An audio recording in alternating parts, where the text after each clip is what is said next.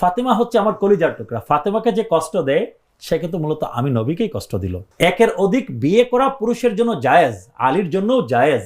আমি এখানে হালালকে হারাম করছি না, হারামকে হালাল করছি না, কিন্তু আল্লাহর দুশ্মন এবং নবীর কন্যা এক পুরুষের বিয়েতে একত্রিত হতে পারেন না। এটা কি ঠিক যে হযরত ফাতেমা রাদিয়াল্লাহু আনহা তিনি হযরত আলীর দ্বিতীয় বিবাহে বাধা দিয়েছিলেন? আসলে বুখারী শরীফে সেই আলোচনাটা এসেছে, বিস্তারিত আকারেই এসেছে যে হযরত আলী রাদিয়াল্লাহু আনহু মূলত তিনি আবু জাহেলের কন্যা, আবু জাহেল যখন মারা গেল ওনার কন্যা ইসলাম গ্রহণ করেছেন। ওনার ছেলেও, আবু জাহেলের ছেলেও কিন্তু ইসলাম গ্রহণ করেছিলেন, ইকরামা ইবনে আবু জাহেল রাদিয়াল্লাহু তাআলা আনহু, তিনি ইসলাম কবুল করেছিলেন। তো আবু জাহেলের এক কন্যাও ইসলাম কবুল করেন। তখন মাওলা আলী শেখ খুদা হযরত আলী রাদিয়াল্লাহু আনহু তিনি বিবাহের প্রস্তাব দিয়েছিলেন।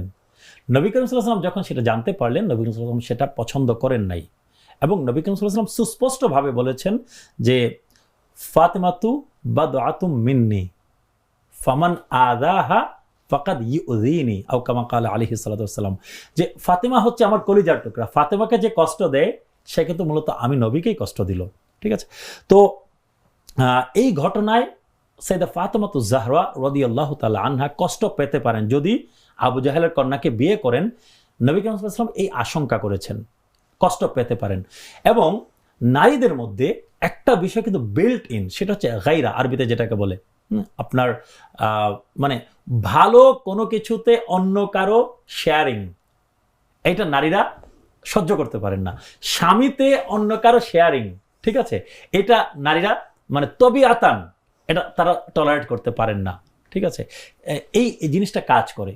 তো নবী করিম সাল্লাল্লাহু আলাইহি ওয়াসাল্লাম আশঙ্কা করেছেন যে এতে সাইয়্যিদা ফাতেমাতু জাহরা রাদিয়াল্লাহু তাআলা আনহা কষ্ট পেতে পারেন, এই জন্য তিনি এই জিনিসটাতে বাধা দিয়েছেন। কিন্তু হাদিসের শেষে একখানা জিনিস সুস্পষ্টভাবে বলে দিয়েছেন নবী করিম সাল্লাল্লাহু আলাইহি ওয়াসাল্লাম, বলেছেন যে আমি কোনো হারামকে হালাল করছি না, কোনো হালালকেও আমি হারাম করছি না।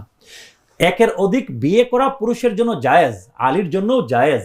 আমি এখানে হালালকে হারাম করছি না, হারামকেও হালাল করছি না, কিন্তু আল্লাহর দুশ্মন এবং নবীর কন্যা এক পুরুষের বিয়েতে একত্রিত হতে পারেন না। আবু জাহল যেহেতু কুফরির উপরেই সে ইন্তেকাল করেছে এবং তাকে বলা হয় ফিরআউন হাযিহিল উম্মাহ, এই উম্মতের ফিরআউন। তো তার কন্যা যদি ইসলাম কবুল করেছেন, কিন্তু তার কন্যা এবং নবী করিম সাল্লাল্লাহু আলাইহি ওয়াসাল্লামের কন্যা, আল্লাহর শত্রুর কন্যা এবং নবী করিম সাল্লাল্লাহু আলাইহি ওয়াসাল্লামের কন্যা এক পুরুষের স্ত্রী হিসেবে একই ঘরে একই ছাদের নিচে থাকতে পারেন না। এই কথা বলে নবী করিম সাল্লাল্লাহু আলাইহি ওয়াসাল্লাম এই জিনিসটাকে ভেটো দিয়েছেন।